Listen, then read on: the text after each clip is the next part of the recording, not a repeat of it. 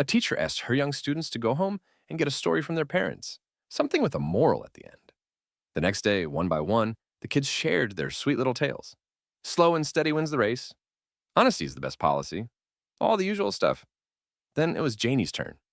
Janie, the teacher said, do you have a story for us? Yes, ma'am. Janie nodded. My daddy told me one about my mum. All right, the teacher smiled. Let's hear it. Janie stood up. My mum was a Marine pilot in Operation Desert Storm. Her plane got hit, and she had to eject over enemy territory. All she had was a bottle of whiskey, a pistol, and a survival knife. On the way down, she drank the whiskey so it wouldn't break. She landed right in the middle of 20 enemy soldiers. She shot 15 of them with her pistol before she ran out of bullets.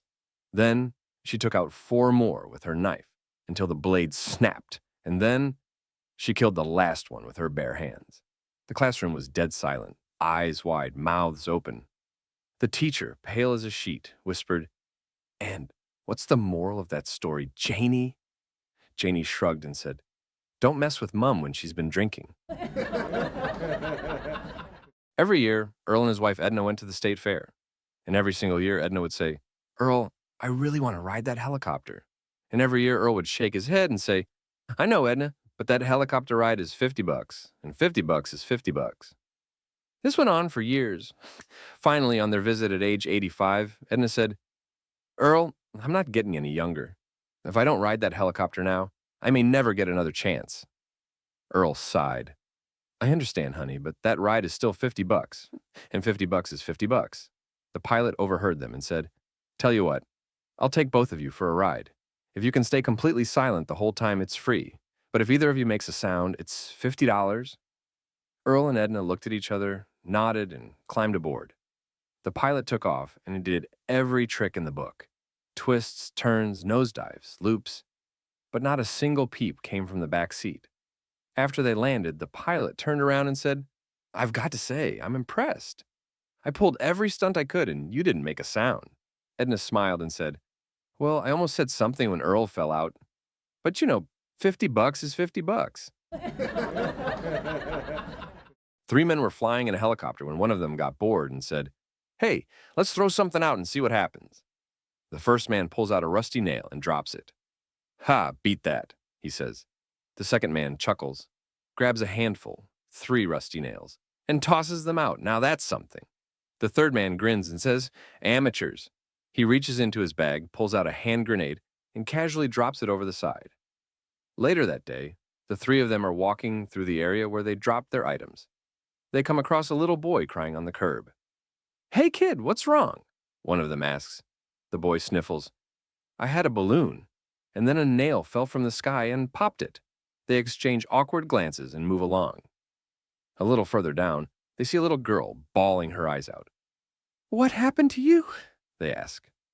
Through sobs, she says, "I had 3 balloons, and 3 nails fell from the sky and popped all of them." Now a bit nervous, the men keep walking, faster this time. Finally, they spot another boy, rolling on the ground, laughing hysterically. Tears are streaming down his face from laughing so hard. "What's so funny, little man?" one of them asks. The boy wipes his eyes and gasps, "I farted, and my house exploded." One quiet evening, an old woman sat alone in her rocking chair by the fireplace, gently stroking her beloved cat, Tom. Suddenly, with a puff of smoke and a flash of light, a genie appeared before her. "I will grant you one wish," the genie said. The woman's eyes lit up. She thought for a moment, then looked down at Tom, her loyal companion through the years, and smiled. "I wish," she said, "for my dear cat to become a handsome young prince, one who will love me forever." With a dramatic flourish, the genie waved his hand. Poof! The cat vanished, and in his place stood a stunning young man, charming, graceful, and dressed like royalty. The old woman was speechless. Tom, now tall, strong, and devastatingly handsome, smiled at her. They sat by the fire, talking softly and getting to know each other in this new and magical moment. Then, as the woman leaned in, her heart fluttering with excitement, the prince gently brushed her cheek and whispered in her ear, "Now, aren't you sorry you had me neutered?" A TV crew heads deep into the woods to interview a man who's just turned 100 years old. He lives alone in a rustic cabin, and still chops his own firewood, hauls water, and moves like he's 40. Naturally, they ask, "Sir, what's your secret to a long, healthy life?" The old man sets down his axe, wipes his brow, and says, "Well, let me tell you a story. 70 years ago, there was a brutal blizzard. One moment it was just lightly snowing. The next thing you know, the wind was howling, snow coming down like a curtain. I went out to call my dog when I saw a faint light flickering through the trees. Someone was out there, lost in the storm. I called for my dog, hoping whoever it was might hear me. Sure enough, the light got closer. Then a man appeared, barely standing, flashlight in hand. I rushed to him, pulled him inside, and slammed the door shut against the wind. He was in shock, cold but unharmed. I poured us both some whiskey and gave him a hot bowl of stew. After eating, we realized we'd have to share my bed. It was freezing, and we needed the warmth. Well, one thing led to another. We started touching, then kissing, and by God, we made love like there was no tomorrow, all night long. Passionate, raw, unforgettable. Next morning, the sky cleared. Over breakfast, he told me he had a wife and 3 kids who'd be worried sick. He kissed me on the cheek and said goodbye. I watched him walk away, snow crunching under his boots. I never saw him again. Never even caught his name. The TV crew sat frozen in silence, wide-eyed. Finally, one of them stammered, "Right. We meant, what's your secret for staying fit and healthy at 100? The old man chuckled. "Oh, that? Clean air, daily exercise, good food, and no stress. Nothing fancy." In ancient times, there was a fearsome warrior among the Germanic tribes. His name was Dolph, though to most he was simply known as the Red. Mothers would whisper his name to scare their children into obedience. He earned his nickname from the stains on his wolfskin cloak, dark splatters from the blood of countless Roman soldiers. One bitter December evening, just days before the winter solstice, Dolph strode into a quiet inn on the edge of a Roman settlement. The place was run by a grizzled ex-centurion and his weary family. Dolph slammed his fist on the bar. "Allah," he growled. The old barkeep, cautious but firm, replied, "3 coppers." Dolph narrowed his eyes. "Do you see this wolfskin, old man? Do you see the red soaked into its fur? That's not dye. That's Roman blood. I'm Dolph the Red. And you," he spat, motioning to the old legionnaire's armor above the hearth, "are nothing but a relic of a dying empire." From the back room, the barkeep's wife called out, "You loud-mouthed brute! You're not fearsome. You're filthy, drunk, and soaked from the rain. Those aren't bloodstains, they're watermarks." Dolph's face twisted in rage. "It's not rain, it's blood, you Roman witch!" he roared, drawing his sword. What followed was a 3-day massacre. He butchered the entire inn and the surrounding villages. He climbed trees to stab the birds. He set traps for wild animals. He even sifted through the soil around the inn, crushing every insect he could find with his bare hands. By the time Christmas night fell, the land was silent. Drenched in blood, Dolph stood before the fire, staring into the lifeless eyes of the barkeep's wife, strung above the hearth. He leaned in close, his face a crimson mask, and whispered, "Rude Dolph the Red-Nosed Reindeer." A man lived with his wife on the edge of a quiet forest. His wife had a heart of gold, especially when it came to animals. Anytime she found a wounded or freezing creature in their backyard, she'd scoop it up, bring it inside, and nurse it back to health. The man didn't mind. As long as the animals didn't bother him or sit in his chair by the fireplace, he was content. But this winter, the woman turned their home into a woodland triage. One day it was a limping fox, the next a frostbitten rabbit, then a baby deer, then 3 squirrels and a possum that looked lonely. The man was quickly becoming the most neglected animal in the house. Still, he held his tongue. "Spring will come soon," he muttered to himself. "They'll all go back outside. She'll remember I exist." Then came the final straw. One icy morning, the wife found a tiny bird shivering in the backyard birdbath.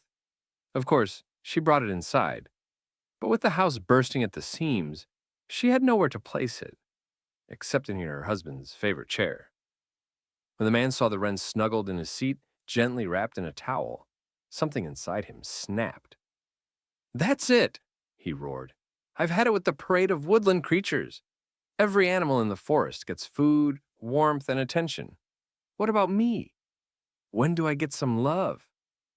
The wife turned to him, hands outstretched in a pleading gesture, and said, Honey, please, not in front of the Chilled Ren.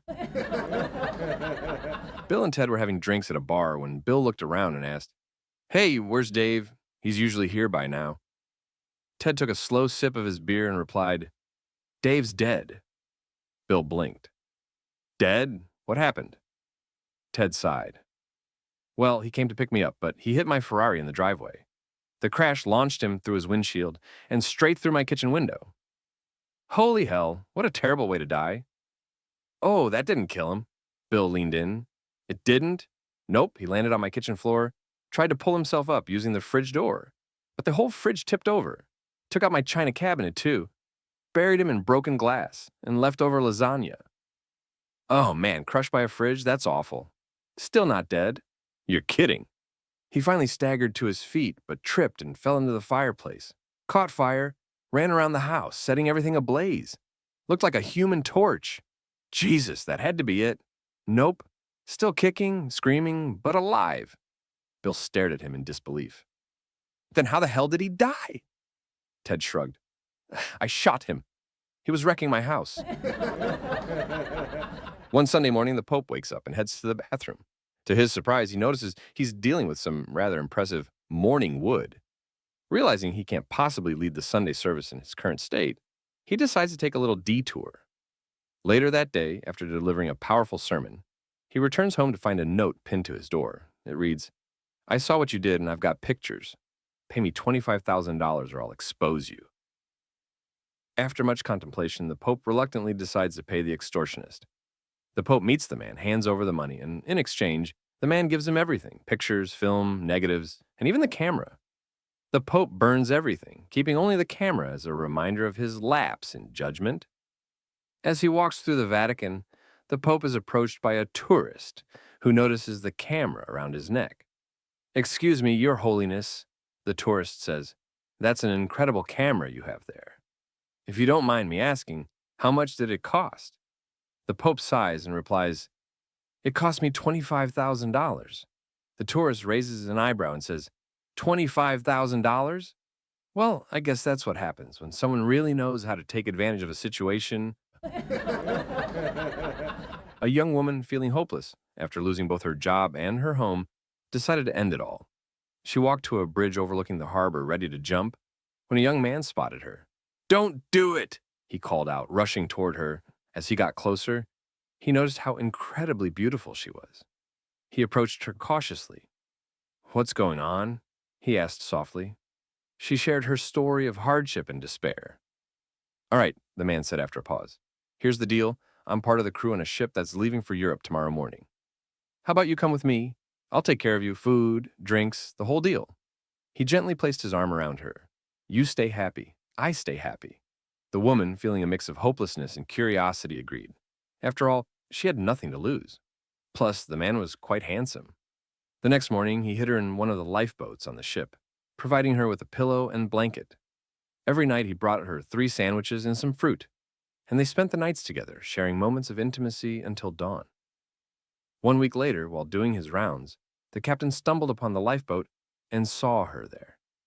What are you doing here? He asked in disbelief. She sighed and explained, Well, I get food and a trip to Europe, and he gets to, well, you know. The captain raised an eyebrow, then gave her a knowing smile. Sweetheart, he said, he sure does, but this isn't some fancy cruise ship. This is the Sydney Harbor Ferry.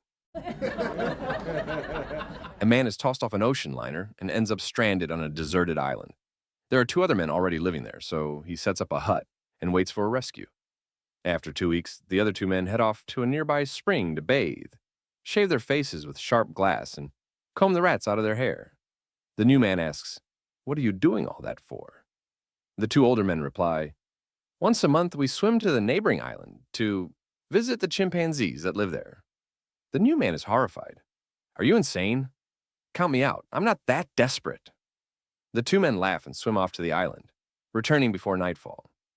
A month later, they repeat the process, bathing, shaving, and combing their hair before making the swim. 3 months in, the new man decides to check it out for himself. The two men grin. We knew you'd come around. It gets pretty lonely here. So all three men wash, trim their beards, and swim to the other island. The new man watches as the two old-timers head straight for the chimpanzees and get busy with them. Curious, he searches around and finds a chimpanzee willing to join him. He starts making out with her, but suddenly the other two men burst into uncontrollable laughter, rolling around on the ground. Confused, the new man asks, "What the hell is so funny?" The two men, still laughing, reply in unison, "You picked the ugly one." A plane crashes in the Pacific Ocean, and the only survivors are 5 men and a beautiful woman. After a few days, they wash up on a deserted island. They try, unsuccessfully, to contact the outside world, and eventually they resign themselves to the fact that they'll be stuck there forever. They quickly adapt to island life, building shelters and learning to live off the land. Everything goes relatively well, except for the fact that the men are constantly fighting over the woman. After several arguments, they hold a meeting to come up with a solution. They decide that each man will get 1 day of the week to spend with her, and the weekends will be her time to herself. Although controversial, this arrangement works surprisingly well for a couple of years. But then, one tragic day, the woman dies. The first week after her death is difficult for the men. In the second week, frustrations really start to build. By the third week, they realize that life will never be the same. By the fourth week, things have become unbearable, so after 5 weeks, they finally decide to bury her. A couple is dining at a nice restaurant when a beautiful young woman walks up to the man, kisses him on the cheek, and says, "See you later, sweetie," before walking away. The wife is furious. Who the hell is that? And what did she mean by "see you later"? That was my mistress, Laura. You have a mistress, and she has the audacity to approach us in public? This is unforgivable. I want a divorce. Sweetheart, she means nothing to me. It's just a little harmless fun. I love you, and I want us to grow old together. Not after the humiliation you've put me through tonight. Look, I'll make sure she doesn't do that again. You mean you're still going to see her? Of course. Divorce. You should really think this through. We have a prenup. If we divorce, you'll still be comfortable, but your lifestyle will change. No more private jets to Paris for shopping, no more beach house, no more yacht cruises. Even dinners like this will become a rare treat. She pauses, thinking it over, then says, Isn't that Ted from the club? Who's he with? It's not Stella, is it? That's Ted's mistress. I think her name is Christy, or maybe Chrissy. Ours is prettier. The wife brings home a street cat, but the husband absolutely hates it. One day he decides to take the cat for a walk and leaves it a few blocks away from their house. When he arrives home, he's shocked to find the cat already there, happily eating the food the wife had set out for it. Furious, he takes the cat again and rides his bike several miles away, making sure to leave it in a completely different area. When he returns home, he's beyond frustrated. How the hell did this cat find its way back so quickly? He mutters. The wife just shrugs and gets ready for bed. The cat yawns and settles in comfortably. But before it can relax too much, the man, fuming with rage, grabs the cat, tosses it into his car, and drives off.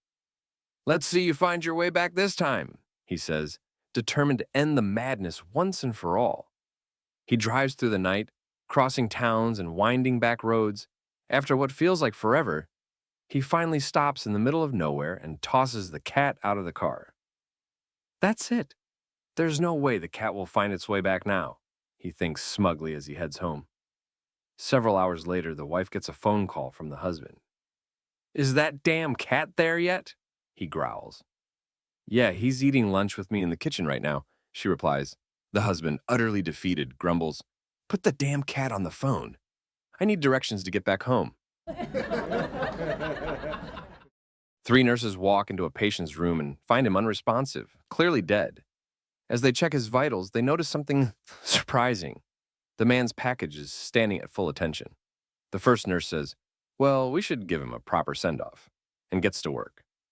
After a while, she gets tired and tags in the second nurse.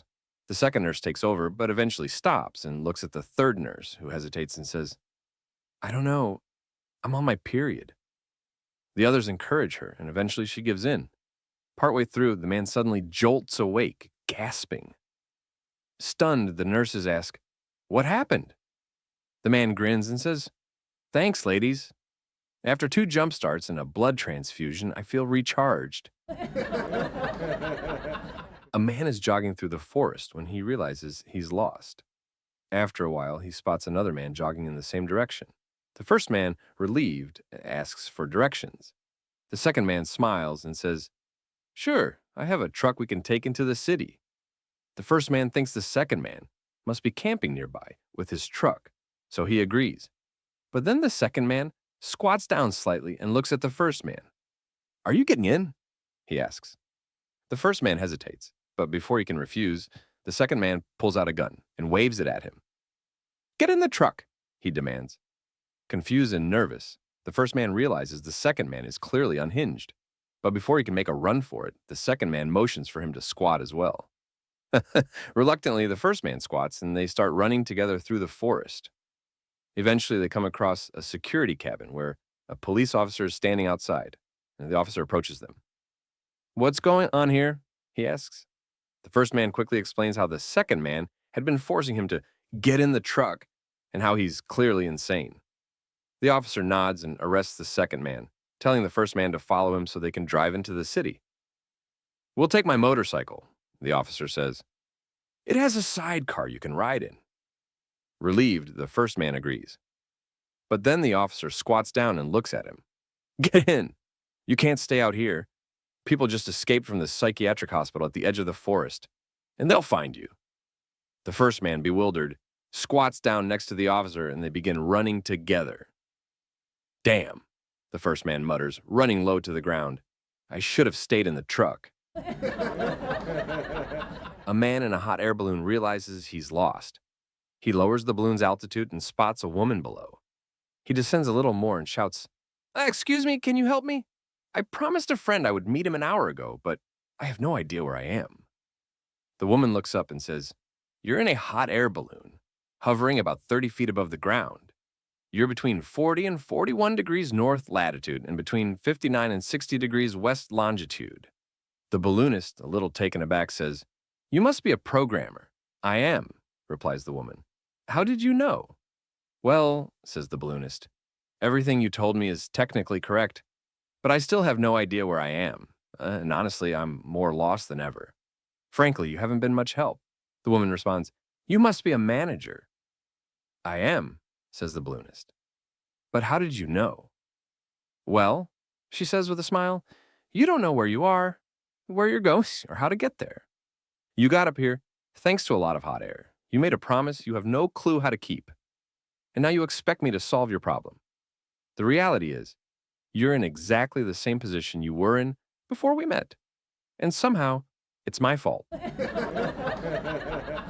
little boy, Johnny, blows up a balloon and starts flicking it all around the house with his finger. His mom tells him to stop, warning, "You're going to break something." But Johnny continues. "Johnny!" Mom screams, "Knock it off, you're going to break something."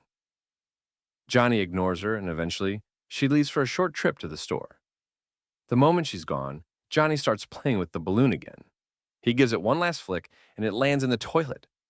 Later, Mom returns, and feeling an urgent need, she rushes to the bathroom for a diarrhea run. She can barely make it to the toilet in time. Splash!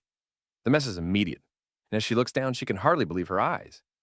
There's a huge brown thing in the toilet, and she's not sure what it is. Panicked, she calls her doctor. The doctor, perplexed but assuring her he'll be over soon, arrives shortly and kneels beside the toilet to inspect the situation. He takes out his pen, pokes at the object, and pop! The balloon explodes and diarrhea splatters everywhere. On the doctor, the walls, you name it. "Doctor, doctor, are you all right?" she cries. The doctor wipes himself off, and with a stunned look, he says, "I've been in this business for over 30 years, and this is the first time I've ever seen a fart in the toilet." Several years ago, Andy was sentenced to prison. During his time, he got along well with the guards and his fellow inmates. The warden saw that Andy had a good heart and made arrangements for him to learn a trade while serving his sentence. After 3 years, Andy became one of the best carpenters in the area. He was often given weekend passes to do odd jobs for the local community, and he always made sure to report back to the prison by Sunday night. The warden, who had been remodeling his kitchen, found himself stuck.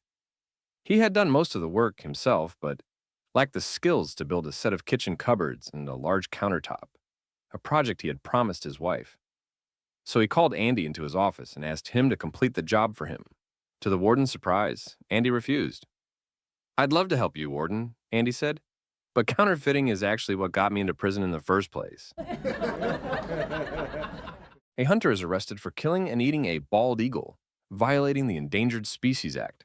After pleading guilty, he begs for mercy. "Your Honor," the hunter says, "I had no idea it was illegal to kill and eat a bald eagle. If you let me off, I swear I'll never do it again."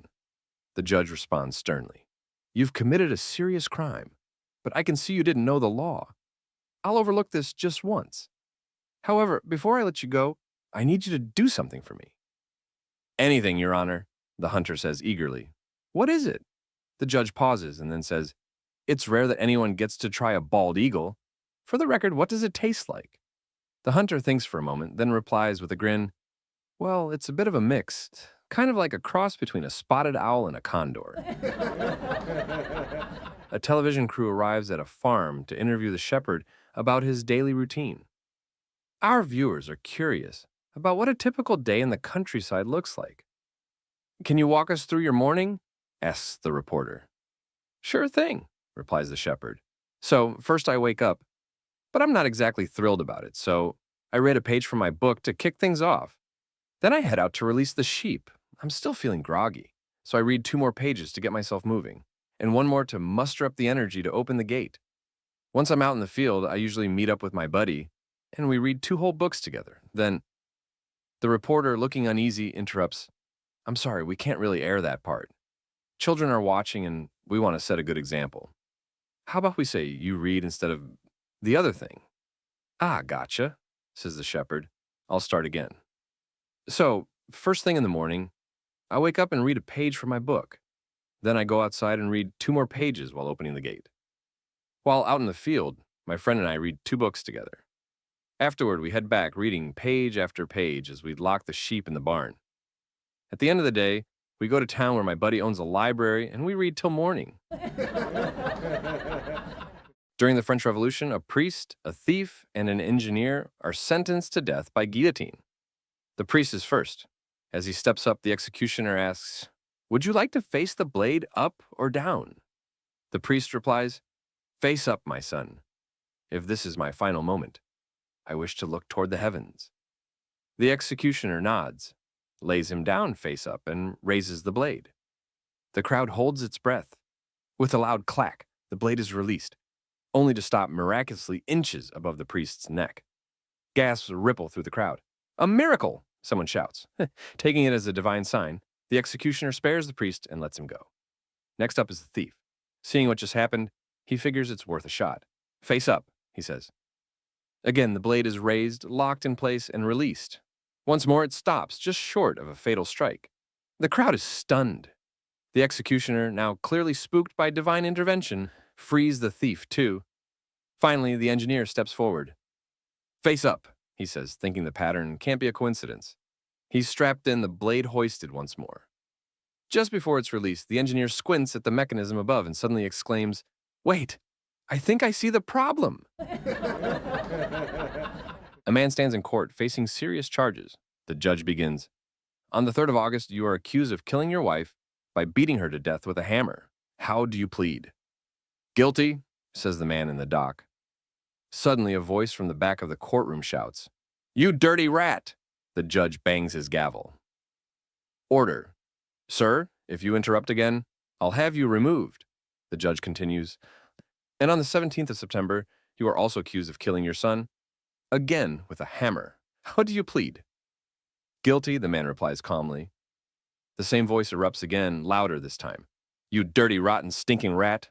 The judge, now irritated, calls the man to the bench. "I've already warned you." Another outburst, "And I'll hold you in contempt. I understand your emotions, but what is your connection to the accused?" The man replies, "He's my next-door neighbor." "I see," says the judge. "That explains your outrage, but you still must remain silent." The man shakes his head. "No, Your Honor, you don't understand. I've asked to borrow a hammer twice, and both times he said he didn't have one."